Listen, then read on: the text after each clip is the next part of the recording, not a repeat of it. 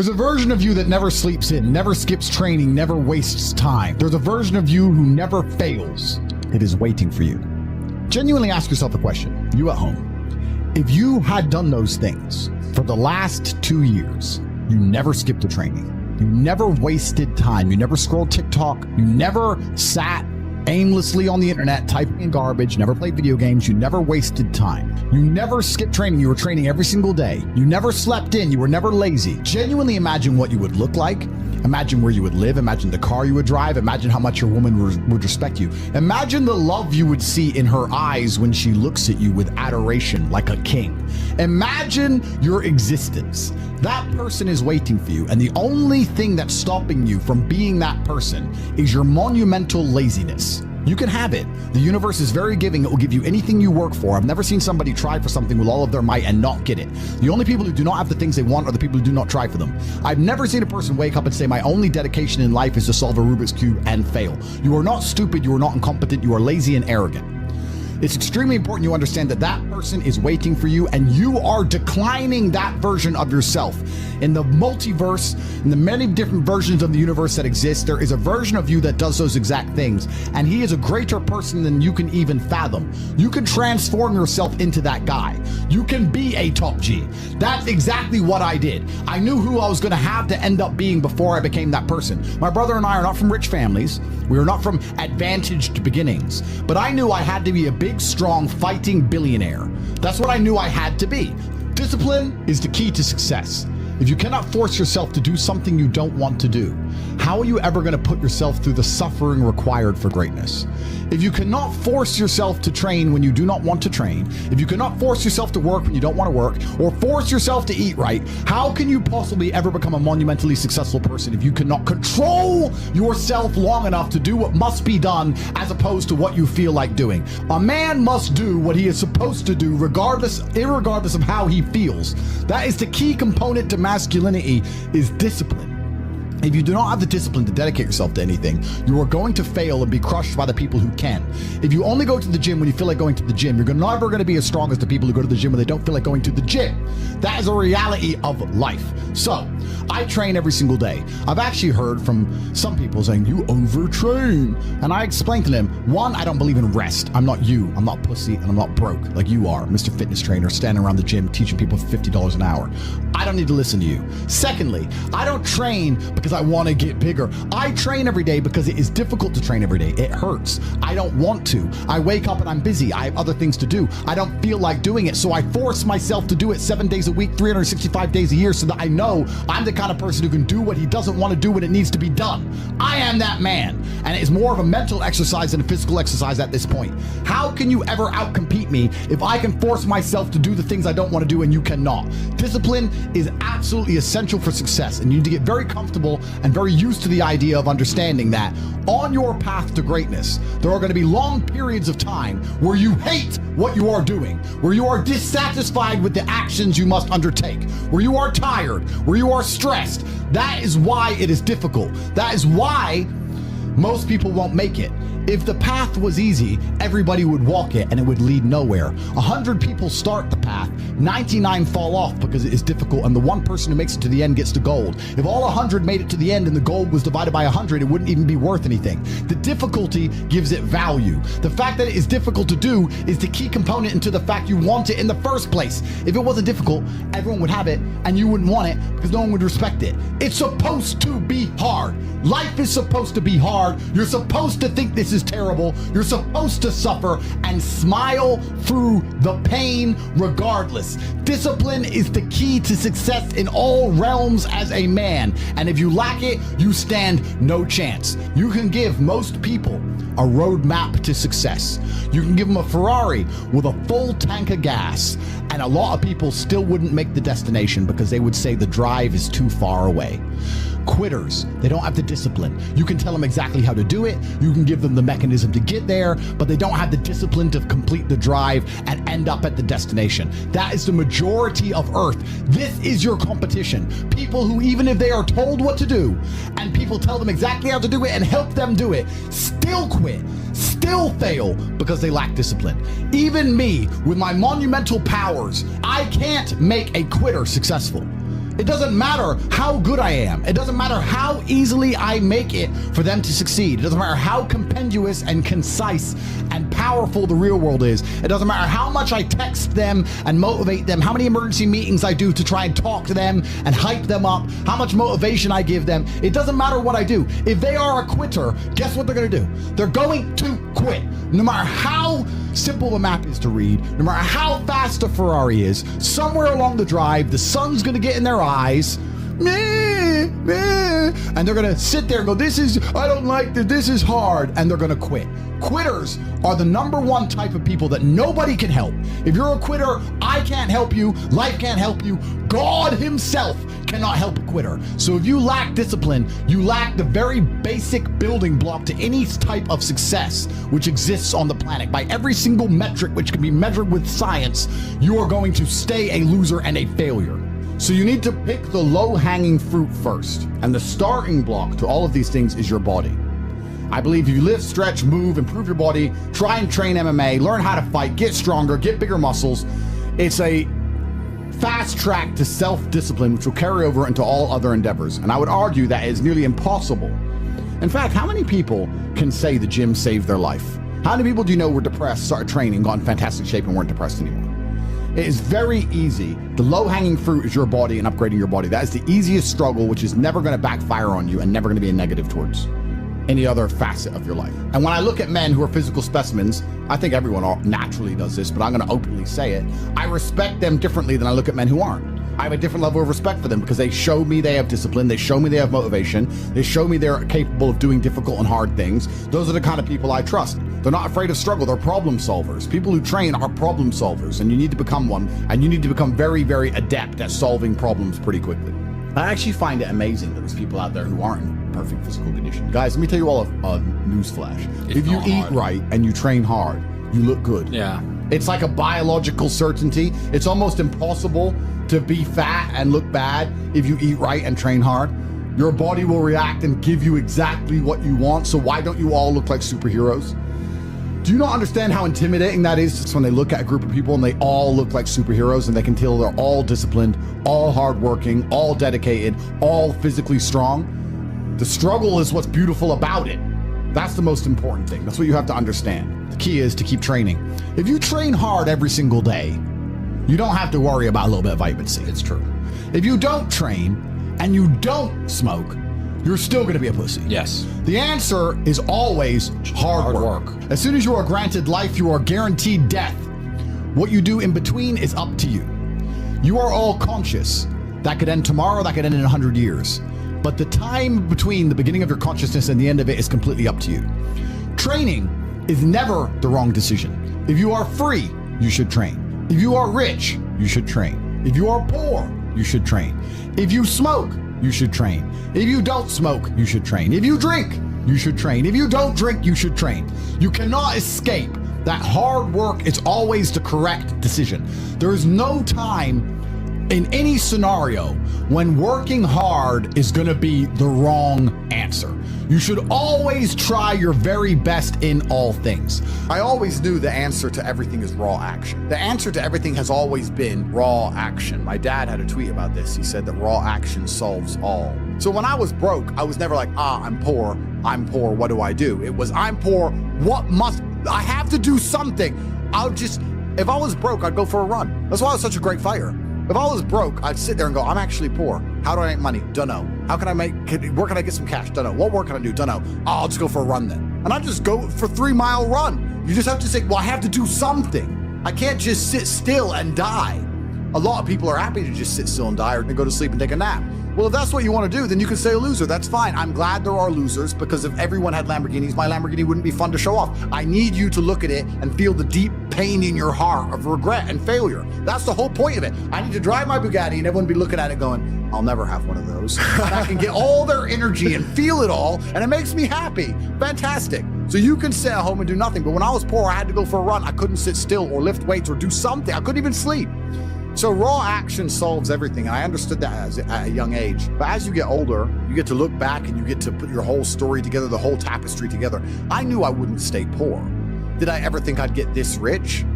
Well, I never said I wouldn't, but did I ever think it would probably happen at this level?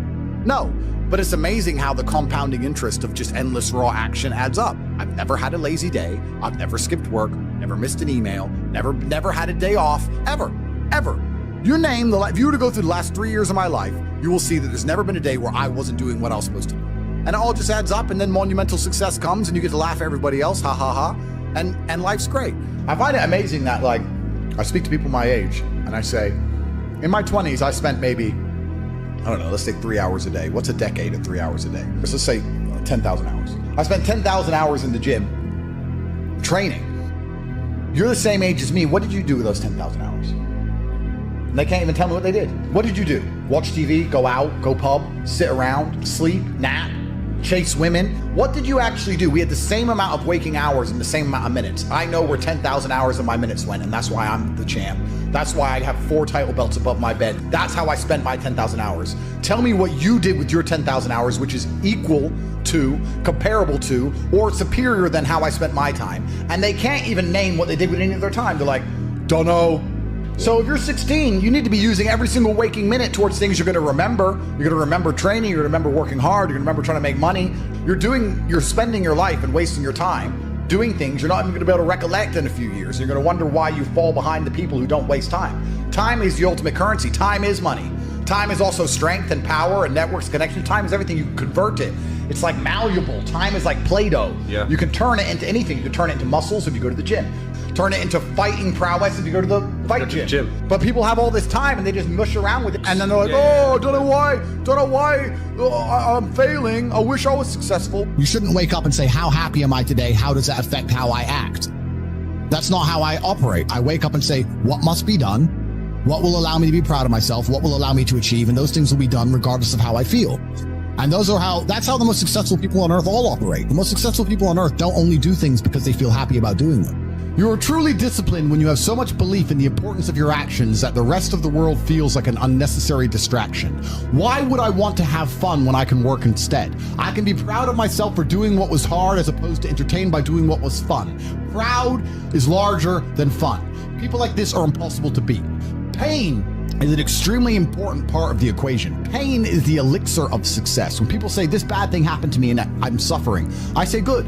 It is pain which is required. It's one of the elements in the chemical reaction. If a chemical reaction requires 5 particular distinct compounds and you have 4 and you're missing 1, it simply doesn't work. Pain for a man is one of the most important elements in becoming successworBatman is Batman because they killed his parents. If they did not kill his parents, he would not be Batman. You're supposed to suffer. You're supposed to take that pain. The worst thing that can happen to you as a man is you live a life with no pain in it. To be born into a rich family and have a nice, easy life and be given money and you don't have to go to the gym and not have to train because you have bodyguards and sit around like a fuck up. You're going to be miserable and unhappy and a drug addict buying prostitutes. You're only going to have women who adore you. You're only going to feel confident in yourself and feel happy when you've been through hell and come out the other side. The pain is required, and you'll often notice that people who are better than you are people who have suffered more than you have suffered. So, the person who is waiting for you, he requires your motivation. It also requires huge amounts of pain. So when bad things happen to you, do not sit at home and lament. Do not feel sorry for yourself. Instead, look in the mirror and say, thank you, God, for giving me one of the ingredients that is needed for the chemical concoction that is going to turn me into a superhero.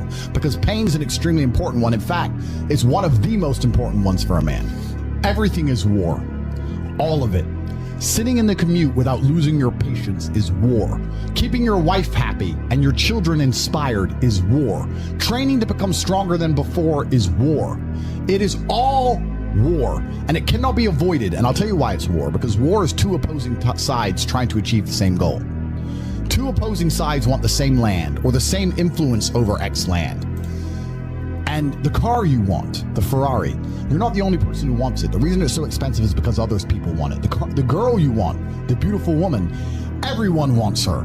It is war. It is competition. Everything about life as a man is war. It is conflict because you are competing against the other men who want it the same, which is why discipline is such an important thing, which is why you must take the pain and add it to the concoction to become as formidable as possible. Life is war. This idea that you can go through life as a man and avoid war is probably the biggest mistake that most men make, because it is impossible for you to achieve anything significant without war. Running a business is war. Running a hotel, running a restaurant, running an online company, it's war. Training is war. Life as a man is war. You need to wake up and view it exactly as what it is. Everything I want, other people want. Everything I desire, other men are trying to get. This is a war and I must outcompete them. That is the best possible mental model you can have. Life in and of itself as a man is a never-ending struggle and a never-ending battle. It is the constant of the human condition. Evolution requires pain. While others complain that they do not feel happy enough, I'm happy I'm struggling. I don't want to be happy. I want to be great. This is the beauty of life as a man. Do you understand? I don't care. I'm happy to be struggling. I wanted to fight. You wanted to win. I wanted to fight. That's the difference. You're concerned with winning. I wanted to just fight. And we're fighting. That is the beauty of life as a man, to be great. If you concern yourself only with being happy, you are once again acting like a female or a child. Happiness is fleeting. It doesn't even matter if you're concerned only with the hedonism of happiness. You're going to drink alcohol and go to parties and go to festivals and take drugs. I want to be happy. Who cares? I want to be great. I want to be great all of the time. And let me ask you a question as a man at home, genuinely, truthfully. Would you rather be a loser who's always smiling, a happy loser, or would you rather be a stressed winner? Because the beauty of life as a man is to be great. So you have to sit here and ask yourself, do you want to be a happy loser that's insignificant? Nobody knows you exist. Women don't respect you. Men don't respect you. Nobody cares if you live or die, but you get to smile all the time. Or do you want to be one of the most important people on the planet with a little bit of stress? I am brilliant because I've decided to be brilliant. And if I have to sacrifice happiness to be brilliant, then that's fine. You know what the great thing about it is? You know it's amazing what God gives, how the whole world becomes full circle? If you stop caring about being happy and you start caring instead about being great, guess what you end up being? Great. Along with great. And you know what? Yeah, Happy. You end up happy if you forget about happiness and try to become great. You will never be successful if you're concerned about being happy, so forget about it. So how do you find happiness? Happiness is in struggle. The struggle and the size of the struggle you're facing, along with how important it is and how important you feel it is deep in your heart, is directly correlated to how successful and how happy you're going to feel all of the time. Struggle is extremely important for a man, and you should be looking to inject struggle into your life permanently. If you're injecting struggle, and that struggle, solving those problems lead to a positive place, once you become addicted to it, you're going to become a machine of monumental achievement. There are some very simple basic things you can do. Weight training, chess, having debates, trying your very best to take care of your mother, retire her, make sure that your people who you love are taken care of. You need goals and resistance and something to fight against to live well. Because the distance between pain and joy is what we experience. If you only have joy all of the time and no pain, you are not going to be happy. As a man, you need to have struggle in your life. And I want you guys to actually sit and think, what struggle are you going through daily? What struggle are you undertaking? What struggle are you trying to overcome? Because you should make a list of them. I can know for myself, every single day I wake up and I train physically. Every single day I have to go through X amount of physical pain when my day begins. That is a struggle that must be completed. Then I must try and keep my massive empire online, see my children, take care of everybody. There's struggle involved. My life is difficult. Difficult lives are fulfilling because we used to have to hunt and fish and go out there and go through difficulty to survive. And I often see that when I speak to people who are too comfortable, they end up being unhappy. Yeah. You can't entertain yourself to happiness. You must earn happiness. You must climb a mountain. You must struggle yourself to happiness. That's extremely important. There must be physical, mental, social, creative, some kind of spiritual struggle. And those things being satisfied is what's going to satisfy you. People are afraid of accepting there's a problem because then they know they have a responsibility towards fixing it. Yeah. And they don't want to do anything, one, because they're lazy, and two, because they're afraid they might lose. So they'd rather pretend there's no problem at all. And I think I often say to people in a lot of my videos about a lot of other subjects that it's not always the winning and the losing. It's the fighting in the first place. And there's plenty of men in history you remember who ended up losing in the end. Napoleon, for example, who still fought, which is why they mattered. It's not, if you're only going to fight when you're guaranteed to win, then no bravery is required. And you have to fight so that you can look back on your life and feel happy that you tried to do something when you knew it was going on before it was too late. Forget about the winning and losing for now. Focus on the fight. Most of the important things in the world have been accomplished by men who kept fighting when there seemed to be no hope at all. I heard it during a boxing match, and I think it was between Evander Holyfield against some guy who's not nearly as well known. And Holyfield was losing, and then he starts swinging, hitting the guy. And the commentator said, suddenly the champion returns with initiative and vengeance. That's a good slogan for life. You should wake up, look in the mirror, and say, suddenly, the champion returns with initiative and vengeance. That's a good way to start your day every single day. Yeah, it is. Initiative and vengeance to become the best possible version of yourself. Well, I think that initially, fighting is always the best thing you can ever do. Especially, it's the best way to spend your 20s because you heal superhumanly. You heal like Wolverine. And I can't think of a better use of that superhuman healing ability besides fighting. And it's going to teach you everything you need to know about personal accountability and hard work and overcoming fear and dedication and discipline. There's so many lessons to be found inside of fighting. And plus, it's the most respected sport on the planet. And I think that you'll learn more about yourself and more about life and more about the realities of how the world works if you're a fighter. So I think that's what's so fantastic about it. All of my wisdom and all the things I say doesn't come from books. It comes from life experience. And a lot of my life experience is the brutal realities of violence. So people say, oh, Andrew's so smart, Andrew's so wise, Andrew knows so many things. I've learned all of that simply through fighting. And if you're a warrior in life, the arena may change, but the battle never ends. It's just never ending. And you have to get used to fighting. You have to get used to being under pressure and under stress all the time and being the kind of person who can perform and smile anyway. And I'm glad I spent my 20s training because I can't think of something else. Alternatively, you can go out there into the world, try and implement your mark on the world, work hard, try to get rich, more money, more problems. You can try and start a business, the stress of that. You can lose your girlfriend because all you're doing is working. This is a new level of stress, a new level of trauma, but at least you'll be a somebody at the end of it. As a man, there is no easy life. Your life is not about being easy. Your life is not about being happy. Your life is always going to be difficult. All of the pain you feel, all of the sadness you feel, you're supposed to feel as a man, and you have two effective binary choices. You either go through the suffering and go through the trauma and go through the hardship it takes to be a man of value, or you suffer eternity as a nobody. There's two ways to suffer. You either suffer as becoming a somebody, or you suffer as a perpetual and forever nobody. Life is hard. Life is difficult. Maybe I've just been unlucky, which I don't believe in, but I've had so much trauma and bad events and negativity and stress and all these things that have happened to me, and I've used all of it to be monumentally successful.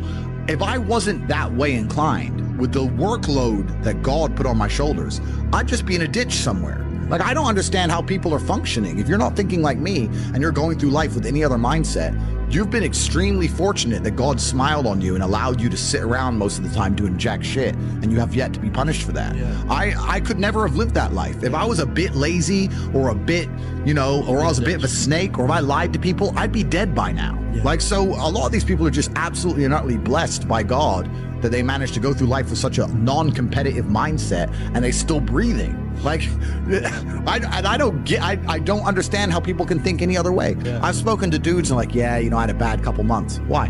My girl left me. You've wasted months? But I really believe God's given me one of the best lives, and I can't complain about anything bad that's happened. It's all been fantastic. I'm truly thankful for all of it. I think if a couple bad things happen to you, you should be intelligent enough to realize that eventually you're going to get over it and you're going to learn an important lesson. It's going to change you in the correct direction. And Allah is the best of planners, and He knows what you need to learn. I think that as humans, especially as men, we only learn the hard way anyway. There's two ways to learn a lesson, the hard way and the hardest way. There's no easy way to learn a lesson. You have to learn the hard way. So God gives us lessons via difficulty. He thinks you need to learn this about yourself or this about other people. So I'm going to give you a difficult time so you can learn your lesson. Because if I told you, if I just said, hey, Andrew, this is how the world works, you go, yeah. But when I show you, when you feel it, my fight coach used to say, you have to feel it to believe it. That's why if he was teaching low kicks, he'd kick your leg off. Because you don't believe in the power of a low kick. You don't believe a low kick can be so devastating unless you've felt it. You have to feel it to believe it. So God will give you a difficult time so you learn your lessons. And the lessons are very important for you to be the person who you need to be in this life. He's the best of planners, and I'm thankful for all the lessons He's given me. He's bestowed knowledge upon me.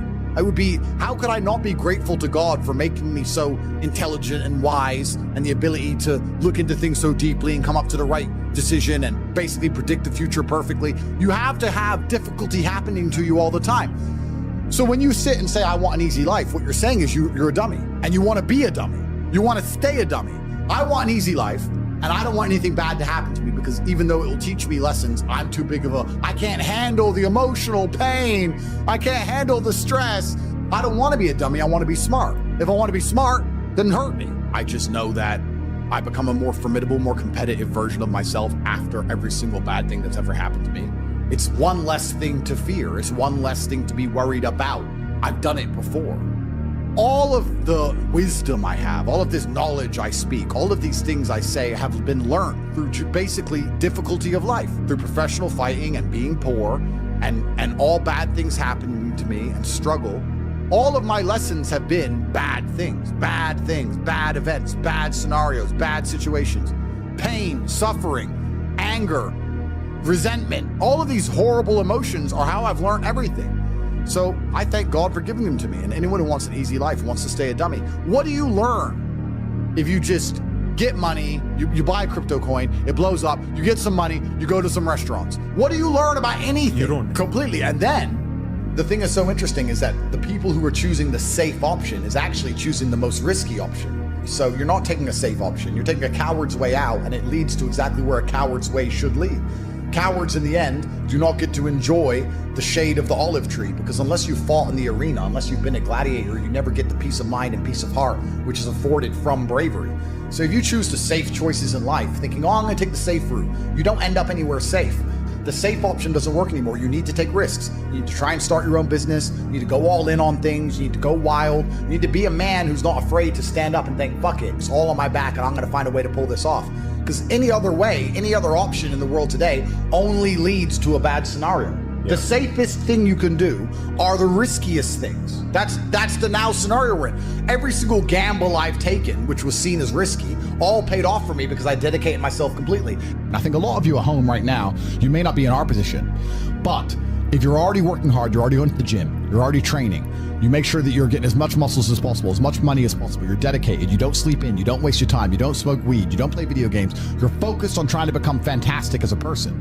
You can just ignore that girl.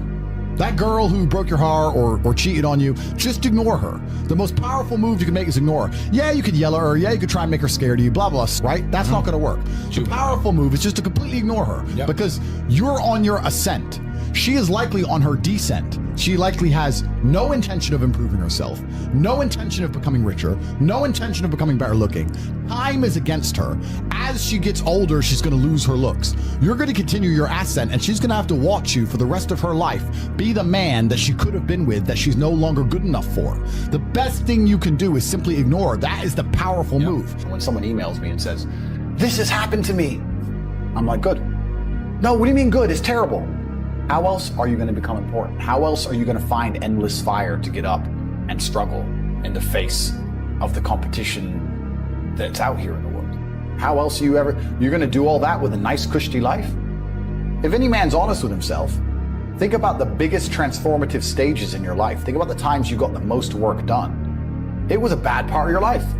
You were heartbroken, or, you lost a house, or broke, or whatever. That's when you did shit. When everything was fine, the mortgage is paid, dinner's on time, it's kind of doop-de-doop-de-doo, little by little, do a little bit of work, do a little bit of relax. But the big events come from trauma. This is it. So it's a cheat code. It's a cheat code to climb the mountain. So when I get a message from whoever and he goes, my wife left me, I'm devastated. I say, I understand. I completely understand how hard it can be to lose a woman that you've given your entire life to. And you've done so many nice things. And then because of one thing you did, her innate and absolutely insane level of ungratefulness has turned her bitter, and she now talks to you like she hates you over one thing you've done after thousands of efforts showing how dedicated you are to her. And even now that you're prepared to die for her, she doesn't give a shit about you. I understand that pain. But my answer is, good. It's still good. Now take all of that pain, and instead of emailing me, do this. And then you're going to become the kind of person that women don't leave. Then you win. Heartbreak is the most fantastic motivator on the planet. When a lot of men message me and say they're heartbroken, I think that is the most fantastic mindset to be in to achieve things. Because there is that degree of revenge, and there is that degree of vengeance, and that can only be achieved through being so successful, so monumentally important that she can't forgive you.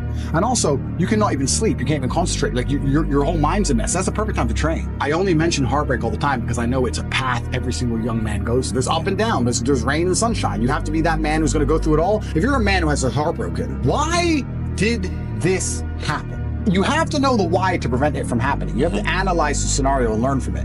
When you look at your bad or your previous relationships with women that went wrong, you can sit there and go, okay, this all went wrong. What has she taught me? She taught me that I'm emotionally affectable. She taught me that if she ignores me, she gets more attention than if she's nice to me. You have to sit there and analyze all the lessons, and you have to implement them. It's the same with absolutely everything. As a man, you have to be accountable for absolutely everything. Every single thing that happens is your fault. You made her leave you. You did.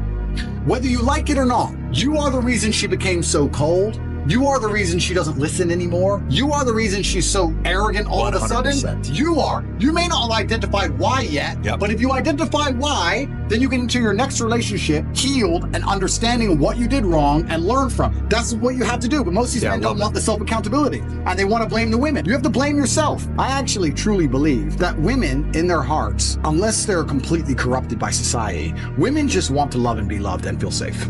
That's what they want. They want a man that they can look at and they truly know he makes the decisions and I trust him to make the decisions and I love him for that and I respect him for that. That's what they truly want.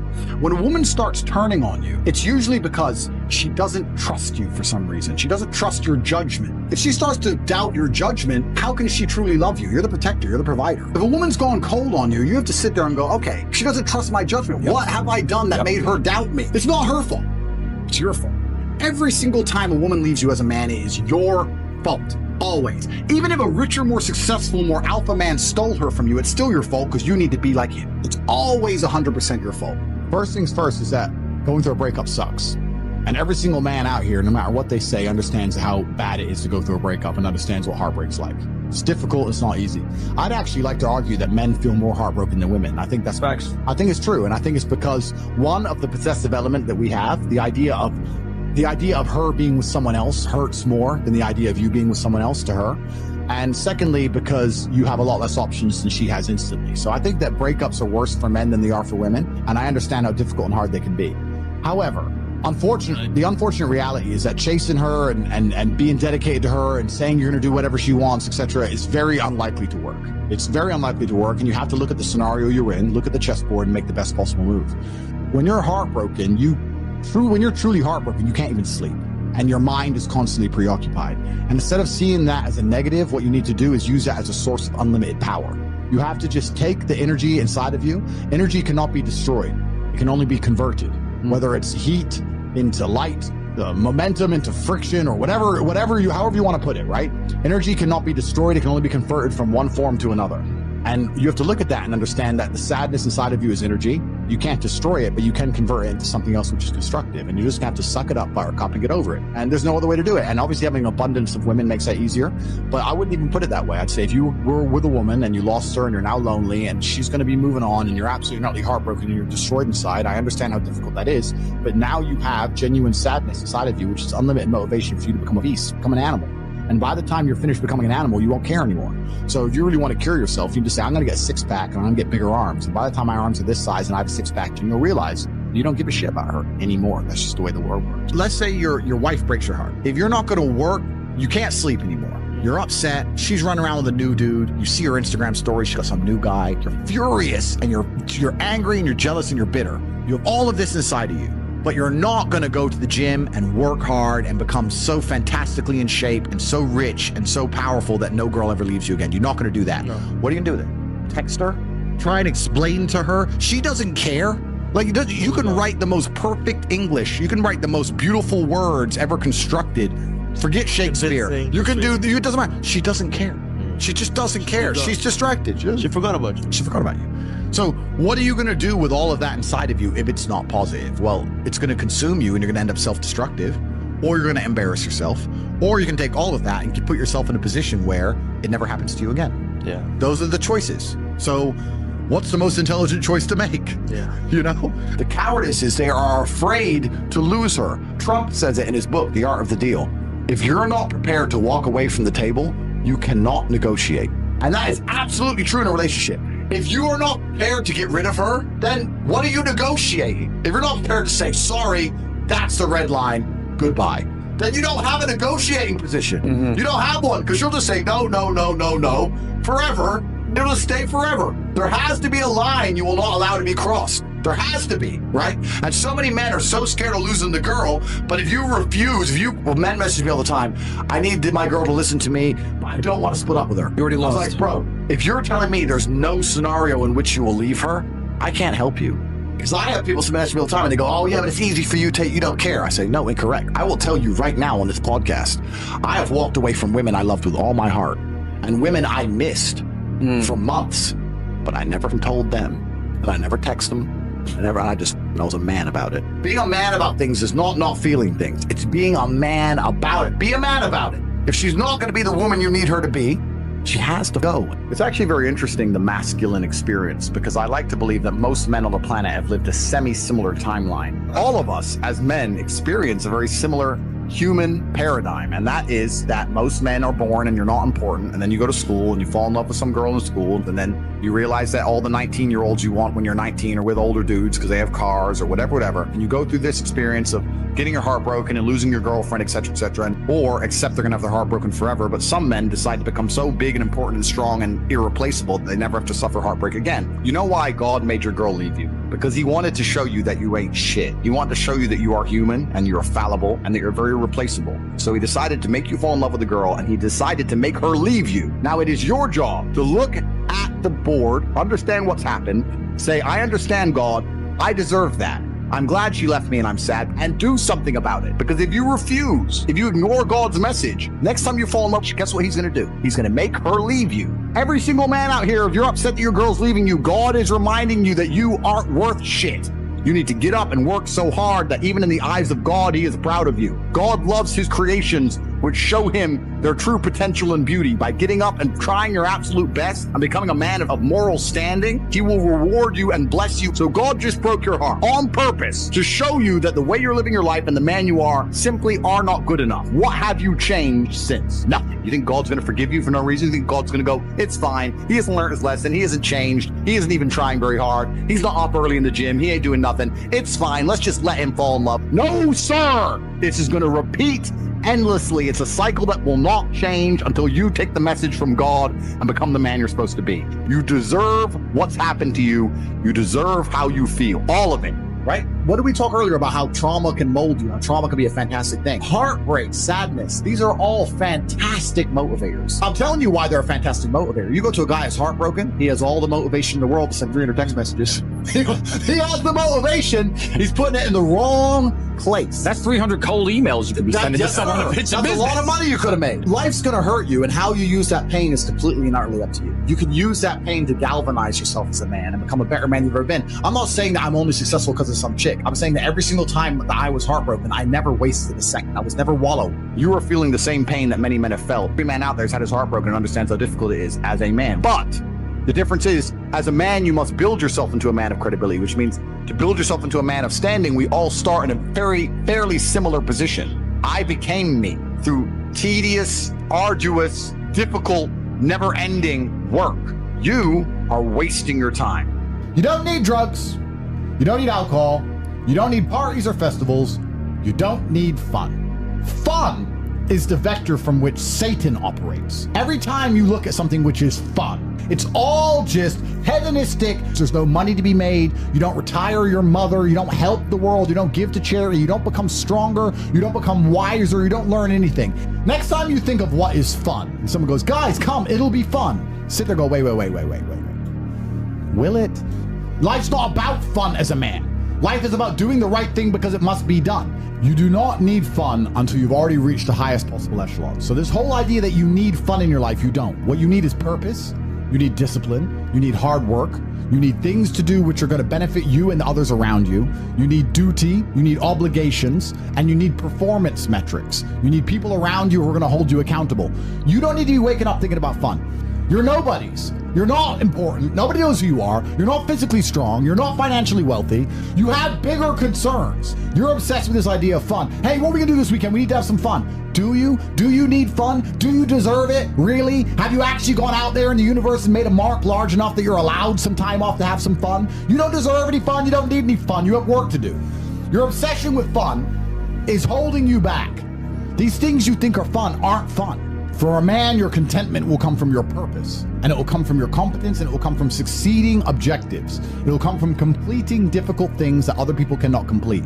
It will never come from the easily accessible hedonism, which you have confused for fun. If everybody can do it, you shouldn't want to do it. If everybody can go to that concert, you shouldn't want to go. If everybody can go to that club, you shouldn't want to go. You should only want to do things others can't do. The only fun I have is doing things I know you're not allowed to do.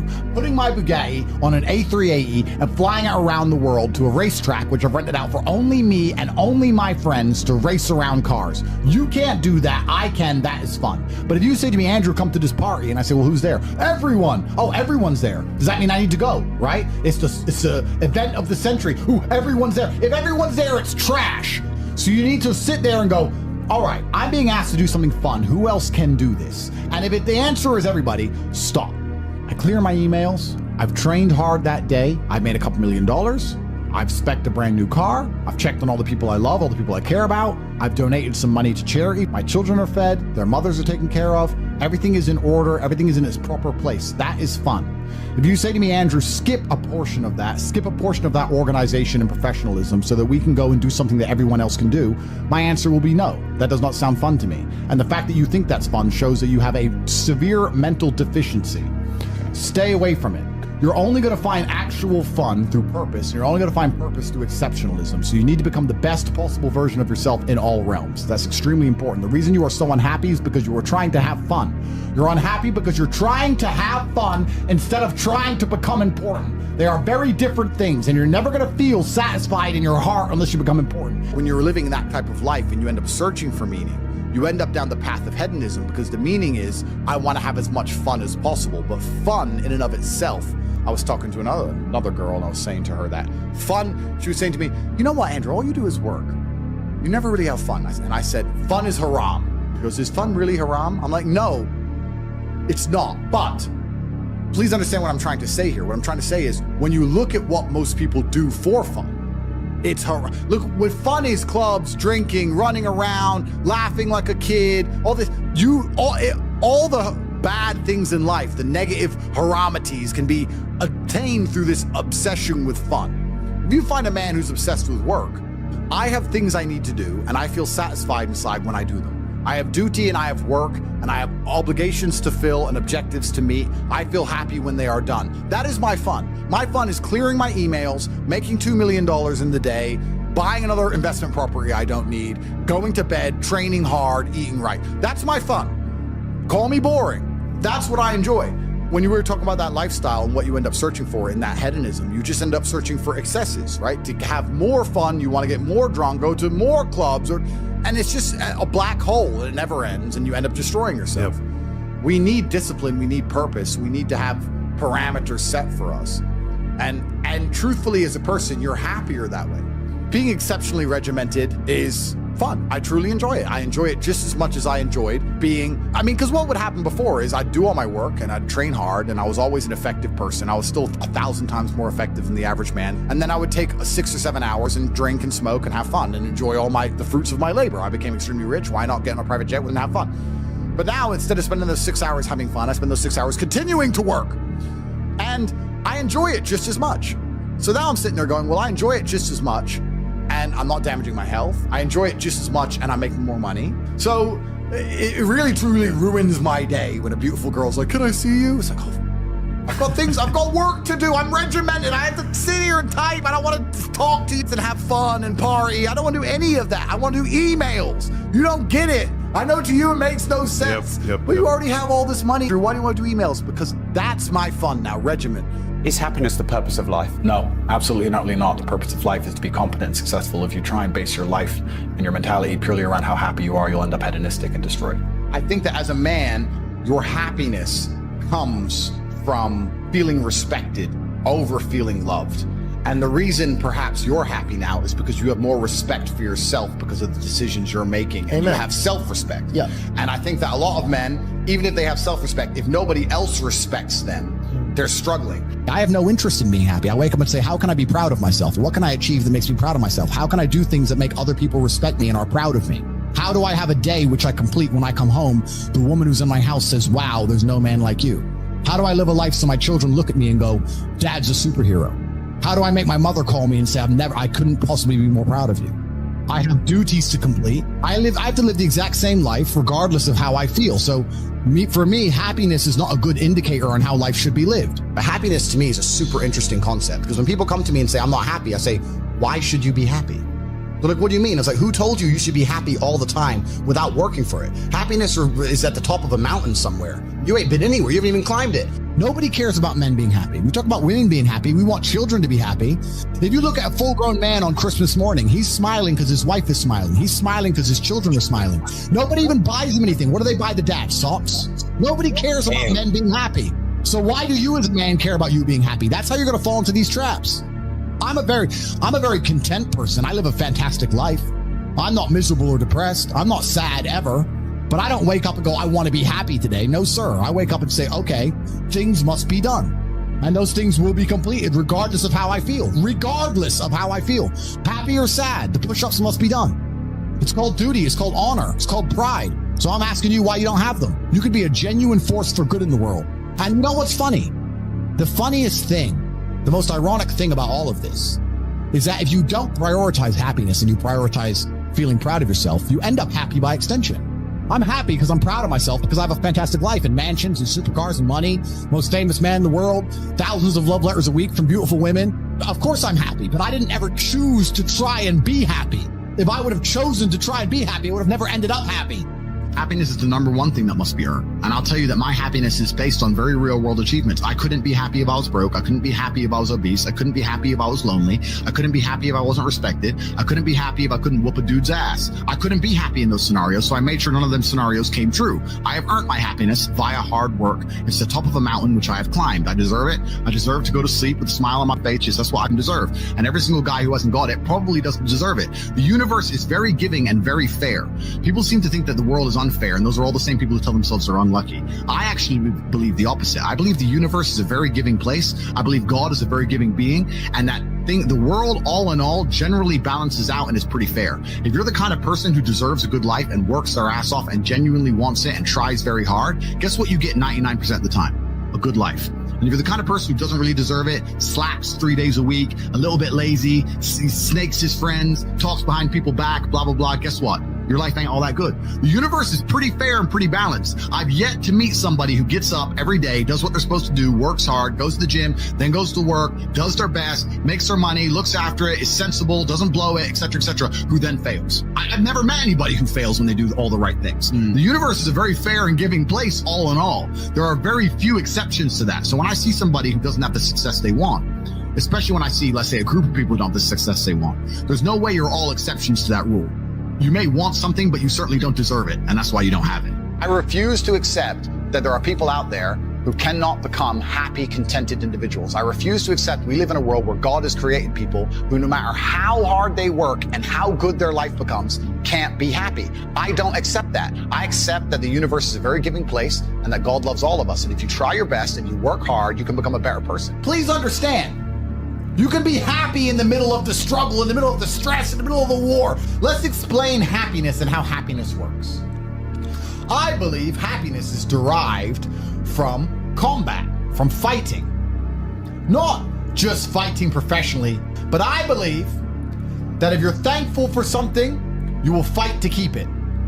If it's your six-pack, you'll do training to keep it. If it's your girlfriend, you'll try and keep her happy. Fighting to maintain and retain or gain and obtain shows genuine appreciation. When you're happy for something, you fight for something. So I believe fighting is happiness. And when you're fighting, you're happy. So let's make a list of all the things required for a man to be happy in the world today. 1, a battle. So the first thing a man needs is a battle. You're not happy without struggle. Well, the worst experience a man can possibly have is to be born with everything and not have to work for anything, because there's no light without dark. Being rich is only fun if you could talk about the times you were poor. You can either fight back or give up. But I don't understand most people. Imagine giving up. Imagine it even being an option on the table. How could you not fight? I am thankful to God for giving me this battle. There is nothing I'm more thankful for than God himself, because I know men like us don't give up. Which means what happens is you end up addicted to the struggle because you want the positivity from it. You want the dopamine. And if you're addicted to the struggle and you have any semblance of capability, you then become one of the most important and formidable forces on the face of the planet because all you do is fight. I don't have any fun. Fun isn't fun. Festivals aren't fun, clubs aren't fun, parties aren't fun. So the only thing that's fun is winning all of the time, which means I work all of the time. People say to me, Andrew, you have so much money. Why all you do is work? Because I want to. Because I want to. Because I have to win. We are designed, we have evolved, we're biologically wired to want to win as men. Guys, if you're ever feeling sad, do these things. You'll be happy. I promise. Fun is not as fun as struggle. Fun is not as fun as feeling brave. Fun is not as fun as having a vision and making it come true. Fun is not as fun as victory. And nothing's as fun nothing's as fun as victory. There's only two forces in the world. Forget what Newton said. There are two forces in the world: stress and relaxation. You have positive orgons and negative orgons. There is a version of you in the world which is important, which is respected, which is rich, which is capable, which is charismatic and funny and interesting. You're not him yet, but you need to make a plan to become that person. That person exists. You have to make it come true. I don't believe in faking it before you make it. There is nothing fake about belief.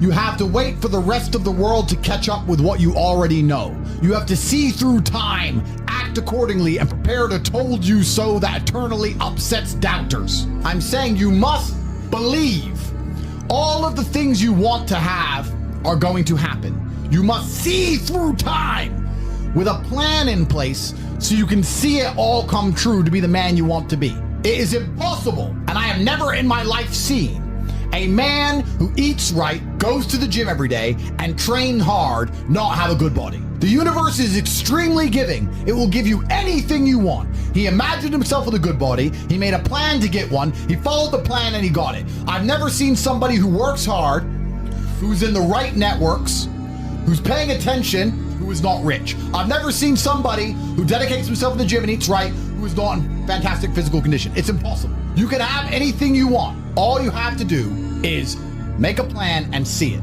So there's no such thing as faking it before you make it. No, you see it and you make it come true. You make everybody else accept your version of reality. You see a version of yourself inside of your mind, and when other people do not see it, when they look at you, you bend space-time and change your outward projection, your avatar, so others view you exactly the way you see yourself. It is called belief. You must have a vision for who you could be. The power of belief is real. Words and thoughts have power. Use them. They are tools and weapons to aid your ascension to greatness. Let me give you a thought experiment, all the people at home. I had a very old video before. I said, I'm a sayer. I'm a sayer. If I say something, it comes true, which means I don't need the motivation to do difficult things. I just need to find the energy to say things. But then I have a bond to myself because my word is my bond and my contract is golden where I do them. So if I say I'll do 1,000 push-ups, I'll do 1,000 push-ups. So when I'm sitting there feeling lazy, think I don't want to do 1,000 push-ups, I think, well, if I just say it, then I have to do it. And I always have the energy to say something, so then I do it. So that's why I always train. Please understand that losing hope is fatal. Hope is a requirement for success. My whole life was built on hope. You do not become a 4-time world champion without it. You cannot put yourself through the training required, through the sacrifices and pain, unless you believe and hope that you're going to win, that it's going to pay off in the end. You must believe in yourself. You must believe. You can achieve your dreams, but you need to regain your hope. I am here to show you it is possible. Was I telling the truth? I never lost hope. I knew hope and vision are slightly different. Vision, you can see where you want to end up, but hope is the belief that for sure the vision will come true. First, you want to become as strong as physically possible. So you want to be as strong as physically possible. Next, you want to try and make as much money as possible. Not even necessarily for the money, although money is extremely important, so it allows you to take care of yourself. We talked about this before, but there's the challenge involved, and solving that challenge is going to make you feel more satisfied as a human. Happiness comes from success, and making money is success. You should try and make people around you smile and be happy. You should try and encourage positivity around you. You should be the kind of person that no one can really complain about their struggles around, because they know that you're the person who's going to be like, why are you complaining when you could just simply fix it? especially successful people. Successful people are uninterested in stealing because we'd rather everybody win and keep the friendship and keep the network and keep the positive orgons and keep the good karma than make a little bit extra money. So it's amazing what you see in the world. And if you become a person who is happy and successful and can take care of himself and adopt struggles, you're going to start finding those other people who do the same thing, and then you're going to build a network and become fantastic. If you lack somewhere, excel somewhere else. Counter your weaknesses by honing other capabilities. If you're ugly, become filthy rich. If you're poor, be as strong as an ox. Life is unfair. The primary focus of your energies is to balance the books. And there's two different ways you could interpret that. You can obviously increase the attributes that you are lacking. If you have the ability to train, because a lot of people don't. Some people are born without arms and legs, but you, with 2 arms and 2 legs, are sitting at home jerking off the hub, flabby and fat. If you have the ability to train, you should be doing it. But also, there are some things that some people are just better at, and you can counteract that problem by teaming up with people who compensate for your weaknesses. People who are strong in areas where you are weak, and you team up with people where you are strong in areas where they are weak. So if you have a disadvantage, you also have somewhere God has given you a distinct advantage over others, and it is your duty to excel in that realm. It is your duty to become so monumentally influential and powerful within that specific criteria in which you have the capability to be brilliant, that your weaknesses no longer appear because they can be simply overshadowed by your network or overshadowed by your absolute competence. The reason I'm the luckiest man on earth is because God has given me endless building blocks to build a superhero. He's given me endless power. He's given me endless motivation. What do we say? Yeah. He's given me I have endless sources of power. I can sit here right now and recall events that will prevent me from sleeping for 2 to 3 days. That gives me a superpower that other men do not have. They want to go to sleep. They're tired. I can stop being tired for days at a time. I can just have a thought. I can remember. I can sit, close my eyes, and use the power of my brain to vividly remember events, and I will not sleep for days. And when people come to me and say, oh, this happened, I'm really sad, or my heart broke, or this bad thing happened to me, I say, good. Thank the Lord that he's given you this endless source of motivation. You're wasting it. Yeah. That's your problem. But it's been given to you. Nitrous oxide has been given to you. You just have to use it in the correct way. So I'm the luckiest man in the world because all the bad things that happened to me have given me all the building blocks to become the most fantastic man on the face of the planet. I think everybody on the planet has something to prove. If you walk through life and feel like you have nothing to prove, then you're a loser. If you wake up each day and go, I don't owe anybody anything, I don't have to prove anything to anybody, then you are a loser because you are absolutely not incorrect. You must prove yourself to other people. You must prove yourself to your bloodline, as we just discussed. You must prove yourself to God. God hates the lazy. He can't stand them. If he gives you all these genetic dispositions and these natural God-given gifts, if you have 2 arms and 2 legs and you can think, and you're not trying your absolute best, that's the reason you're not lucky. He doesn't like you. He likes the people which show him the beauty of his own creation. He likes to give somebody building blocks and them to build something amazing. It's the best thing about being a man. You get to build who you are, right? You can decide if you want to be a funny comedian or a musician or a kickboxing world champion or fight the Matrix. You can decide whatever you want to be. God loves to see that. Those people, for some reason, seem to be enormously lucky, right? The person who goes, I don't have to prove anything to God. I don't owe all of my ancestors any effort. For 5,000 years, people were dodging saber-toothed tigers and catching the plague and running from Genghis Khan. I don't owe them anything. Don't owe them a thing because I want to play video games. These people are losers. I wake up every day with something to prove. I have hundreds of millions of dollars. I'm in fantastic shape, 4 times world champion. I will have to be braver. I must try harder. All I do is prove myself. So when I hear people go, I don't have nothing to prove, then you're a loser. Peasants have never felt like they needed to prove anything, but kings felt like they needed to go and conquer land. Isn't that it's coincidental that the king who already had it all felt like he needed to go to some far-flung land and conquer it and take it and prove he's the king. But the peasants, I don't have to prove nothing to nobody. You're a loser then. You're a dummy. I absolutely and utterly completely have everything to prove to everybody all of the time. That's who I am. I will prove anything to anybody. If I sit and say X, I will prove it. If you never make a mark on the world, then you effectively never existed. And when you're gone, nobody will care. And that's very important because you have a duty to your ancestors and you have a duty to God. So you must make a choice. And this is genuine choice to you people at home. Do you want to live in obscurity forever and be invisible and not matter? and have an easier life, I would argue that it's not easier, because in your heart and in your soul, you're going to feel guilty knowing you could have been something you're not. Or do you want to try your absolute best and struggle and suffer every day of your life paying the rent for all of the amazing things around you? We pay endless rent. We pay rent for our bodies. We pay rent for our relationships. We pay rent to keep our kids. We pay rent to keep our business. We pay rent to keep our freedom. Every single day is work to pay the rent. It's absolutely never ending, and you have to make that choice. So if you have a pen and paper in front of you, you need to decide, do you want to be invisible with a lower rent bill, or do you want to be important and work hard and suffer to make sure that the rent is paid? It's a choice you must make, and it's binary, and you must be extremely dedicated towards the decision you finally make. Another thing that's going to give you a lot of motivation and power as a man is helping other people. It's inside of the masculine imperative to provide and to protect. If I love a woman, I want to protect her. I want to give her things, and I want to make sure she is safe. This is how I feel naturally. It's my natural inclination. Another thing you should be doing is trying your very best to help people, to give to other people. You have enough money to give some away. You have enough time to take 10 minutes out your day and help somebody who is worthy. Don't be used by users and losers. A lot of people go through life with a very average attitude, and they wait for their one big break. But you have to build your big break, and you're going to do that with 1,000 tiny victories.